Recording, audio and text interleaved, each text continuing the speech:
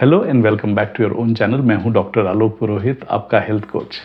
इस चैनल को शुरू करते समय हमारे मुख्य उद्देश्य हमेशा से ये रहे हैं कि आप तक मेटाबॉलिक हेल्थ और लाइफस्टाइल डिजीजेस से संबंधित अवेयरनेस बहुत आम भाषा में, आसानी से समझ में आने वाली नॉन टेक्निकल भाषा में पहुंचे, ताकि आप अपनी लाइफस्टाइल में सुधार करके अपनी खुद की अवेयरनेस के साथ जितना हो सके उतना अपनी खुद की सेहत में सुधार कर सकें। आज के इस एपिसोड में हम बात करेंगे एक बहुत महत्वपूर्ण हार्मोन के बारे में, जो मेटाबॉलिक हेल्थ को समझने में सबसे पहला मील का पत्थर यानी माइलस्टोन होता है, और वो हार्मोन है इंसुलिन। हम आपको वापस एक बार अनुरोध करते हैं कि इस चैनल को लाइक और सब्सक्राइब कीजिए, क्योंकि उनसे हमें बहुत प्रेरणा मिलती है और हमारे उद्देश्य को बहुत सारा समर्थन मिलता है। इंसुलिन के बारे में हमने अपने पिछले एपिसोड्स में कई बार बात की है। इंसुलिन एक ऐसा हार्मोन है जो न्यूट्रिएंट कैरियर हार्मोन है, यानी एक ऐसा हार्मोन जो आपके शरीर में कार्बोहाइड्रेट के कंजम्पशन से बनने वाले ग्लूकोज को आपके सेल तक पहुंचाने की प्रक्रिया को कार्यरत करता है या कार्यान्वित करता है।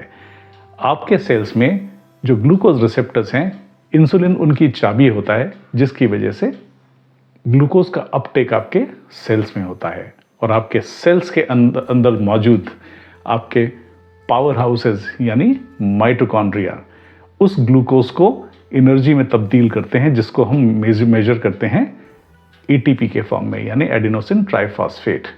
ये वो एनर्जी है जो आपके करोड़ों सेल्स में बनती है और आपका शरीर हमेशा ऊर्जावान रहता है। इंसुलिन का प्राइमरी फंक्शन आपके ग्लूकोज को सेल्स तक पहुंचाना तो है ही, लेकिन साथ ही साथ जितनी भी एक्सेस ब्लड शुगर है या आपके रक्त में प्रवाहित ब्लड शुगर है, अगर सेल्यूलर अपटेक नहीं होता है तो इंसुलिन उसको फैट बनाकर आपकी बॉडी में स्टोर करती है। इंसुलिन एक एनाबॉलिक हार्मोन है जो आपके शरीर में कुछ ना कुछ बड़ा करने का या ग्रो करने का काम करता है। इस वजह से इंसुलिन के दोनों एंड्स, यानी उस इंसुलिन का बहुत ज़्यादा होना और इंसुलिन का बहुत ख़राब होना, दोनों अपने आप में बहुत घातक सिद्ध हो सकता है। आप हमेशा एक प्राकृतिक संतुलन में अगर रहें तो आप हमेशा स्वस्थ रहेंगे। हम आज इस विषय में बात करना चाहते हैं कि यदि आप एक्सोजेनसली यानी शरीर के बाहर से इंसुलिन लेते हैं, यानी इंजेक्शन के फॉर्म में, तो आपको क्या उसका प्रतिरोध करना चाहिए या आपको उससे डरना चाहिए।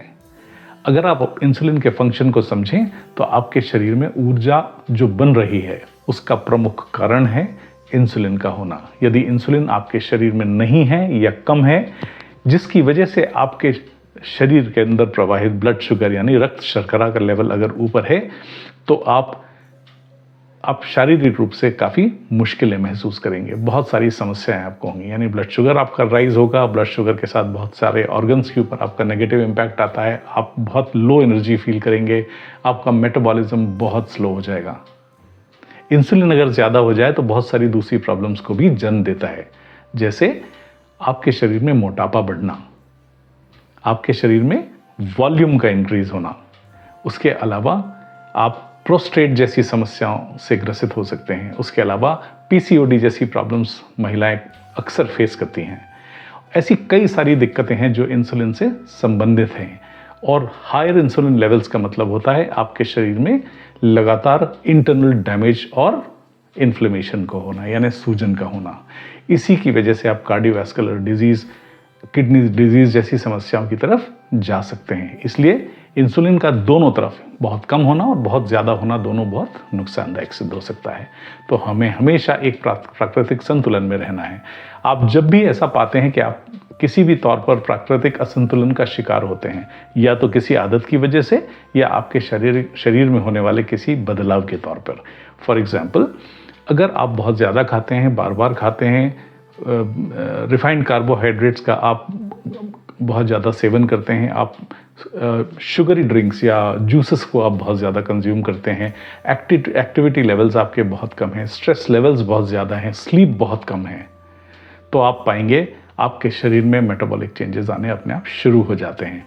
और जब ये होता है तो आपके शरीर में इंसुलिन का काम करना बहुत धीमा हो जाता है, यानी वही इंसुलिन जो आपके शरीर में फैट जमा रहा था, उसको अब सेल्स तक पहुंचने के लिए उस डिपॉजिटेड फैट्स के पार जाना होता है। यानी जितनी सामान्य मात्रा में इंसुलिन आपके शरीर में निकल रहा है वो आपके शरीर में इंसुलिन पहुंचाने के लिए काफ़ी नहीं है। और ये वो समय होता है जब आपको ये कंसिडर करना होता है कि आप दवाओं का सहारा लेंगे अपने शरीर को एक सामान्य प्रतिक्रिया में डालने के लिए, या आपको अपने पैनक्रियास को सपोर्ट देने के लिए आपको इंसुलिन की आवश्यकता पड़ेगी। इंसुलिन आपको कई कंडीशंस में दिया जाने की आवश्यकता पड़ सकती है। फॉर एग्जांपल, यदि किसी सर्जिकल प्रोसीजर से आप गुजरते हैं और आप ब्लड शुगर्स को सामान्य तौर पे अपनी डाइट और अपनी एक्सरसाइज वगैरह से आप संतुलन नहीं कर सकते, तब आपको इंसुलिन की डोज से एक टेम्परेरी पीरियड के लिए आपको ब्लड शुगर रेगुलेशन के लिए उसका सहारा लिया जाता है। दूसरा, यदि आप प्री डायबिटिक हैं और डायबिटीज़ की तरफ जा रहे हैं और आप बहुत ज़्यादा वॉल्यूमिनस हैं, यानी काफ़ी मोटे ताज़े हैं और बहुत ज़्यादा आप में आपका वज़न ज़्यादा है। दूसरा, जब आप प्री डायबिटीज़ जैसी किसी कंडीशन में आते हैं और आप बहुत ज़्यादा वॉल्यूमिनस या ओवरवेट होते हैं, तब उस समय पर आपके शरीर को, आपके पैनक्रियास को सपोर्ट देने के लिए कुछ थेरेपीज़ काम में आती हैं। For example, beta cell rest therapy, जिसमें आपके बीटा सेल्स को, जो बहुत थक चुके होते हैं एक्सेसिव इंसुलिन सेक्रेट करके, उनको सपोर्ट करने के लिए कई बार लॉन्ग एक्टिंग इंसुलिन का सहारा लिया जाता है, जो 4 से 6 हफ्ते, 8 हफ्ते तक आप उपयोग कर सकते हैं। और लाइफस्टाइल में बदलाव के चलते आप धीरे धीरे सामान्य दिशा में अपने स्वास्थ्य को लाकर और इंसुलिन का उपयोग बंद भी कर सकते हैं। आपके चिकित्सक आपको इस बारे में हमेशा बेहतर राय देंगे। तीसरी कंडीशन हो सकती है जब आप किसी लाडा जैसी समस्या से गुजर रहे हों, जिसको हम latent auto immune disease in adults भी कहते हैं।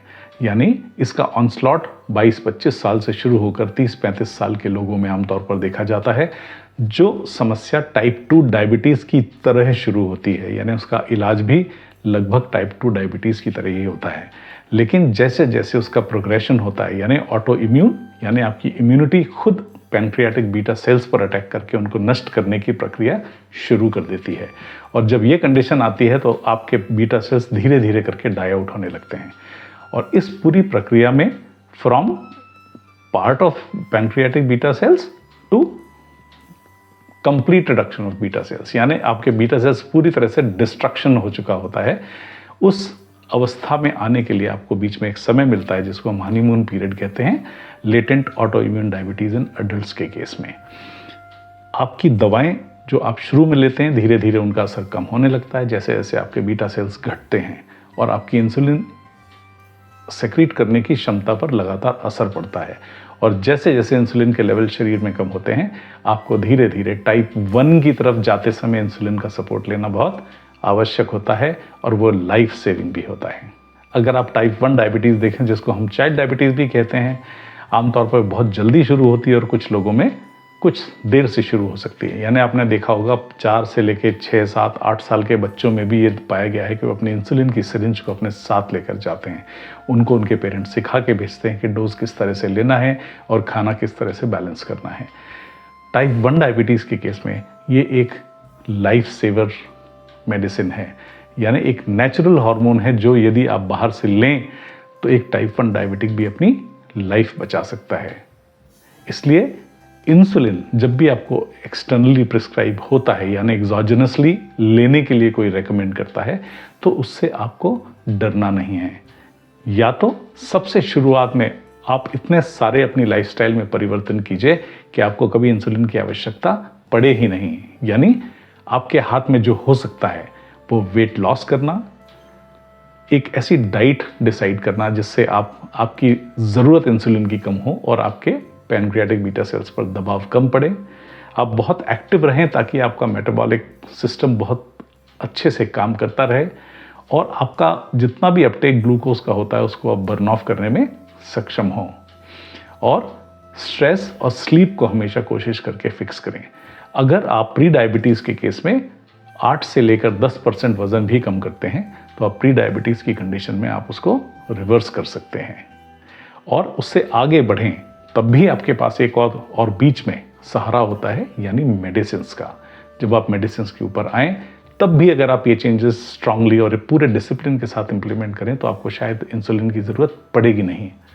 लेकिन अगर इंसुलिन की ज़रूरत पड़े तो इसको लेने में कभी संकोच मत कीजिए, क्योंकि इसकी एब्सेंस में आप बहुत सारे साइड इफ़ेक्ट्स और बहुत सारी परेशानियों का सामना करेंगे। टाइप 1 डायबिटीज़ के केस में तो आप एक डेथ वारंट पर साइन कर देते हैं अगर किसी को इंसुलिन ना दें तो, यानी उनके शरीर में इंसुलिन ना होने की वजह से ग्लूकोज अपटेक सेल्स में नहीं होता, जिसकी वजह से फ्लोटिंग ब्लड ग्लूकोज एनर्जी बनाने में ईंधन का काम नहीं करता। बॉडी एक सर्वाइवल मोड में चली जाती है और वहाँ कीटोन्स बनाने लगती है। उस कंडीशन में कीटोन्स का लेवल एक लेवल से ऊपर जाने के बाद टॉक्सिक या पॉइजनस होने लगता है। तो डायबिटिक कीटो एसिडोसिस जैसी समस्याएं टाइप 1 के लोगों को हो सकती हैं, लेकिन टाइप 2 वाले लोग भी जिनको इंसुलिन की आवश्यकता है और अगर वो नहीं ले रहे हैं या किसी कारण से उसको रेजिस्ट कर रहे हैं, तो आप बहुत सारे साइड इफ़ेक्ट से परेशान हो सकते हैं। तो कभी भी ये एक प्राकृतिक हार्मोन है, आपके शरीर के अंदर पहले बन रहा था तो आपने उसका पूरा आनंद लिया। अब अगर आपको आवश्यकता है और अपने शरीर को स्वस्थ रखना है और रेगुलरली एनर्जेटिक रखना है, तो आपके लिए इंसुलिन एक ऐसा बोनस है जिसकी वजह से आप कम से कम अपनी हेल्थ को सेफ गार्ड कर सकते हैं।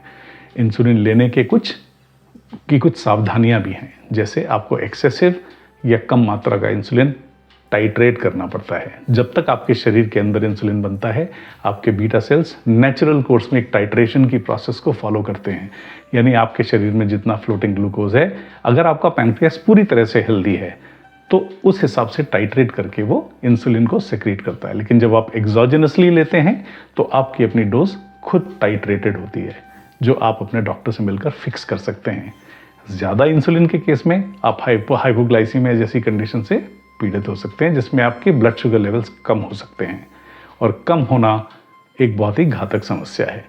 तो हमेशा ये ध्यान रखिए कि इंसुलिन लेने का तरीका, इंसुलिन को लगाने का तरीका, कितनी मात्रा में लगाना चाहिए, खाना किस प्रोपोर्शन में आपको खाना है, कार्बोहाइड्रेट का आपका इंटेक कितना होगा, किस तरह से आपकी डाइट की प्लानिंग होनी चाहिए, ये सारे प्रिकॉशंस आपको इंसुलिन के साथ लेना चाहिए, जो आपके जो चिकित्सक हैं, आई एम श्योर आपको उससे पहले पूरी तरह से ट्रेन करके आपको इंसुलिन का रिकमेंडेशन करते हैं। इंसुलिन से डरिए मत, this is going to be a life saver and it can save you from lot of side effects and lot of trouble in future. I hope आपको इस वीडियो से कुछ जानकारी ज़रूर मिली होगी। इस वीडियो को लाइक और सब्सक्राइब कीजिए और हमें मोटिवेट करते रहिए। Thank you very much for your precious time.